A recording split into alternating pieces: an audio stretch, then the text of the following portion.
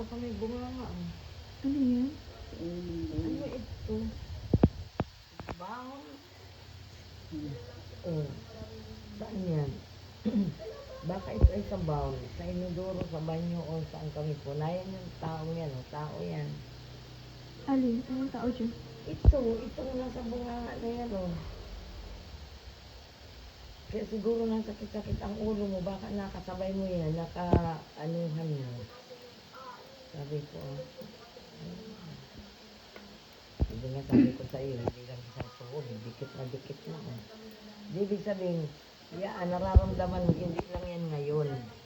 Parang na, nangyati yan, tatlong tuhod. Nabalik-balik siya. Tatlong tuhod ko. Parang buwan nila na yan din ang tatlong. Kaya pala.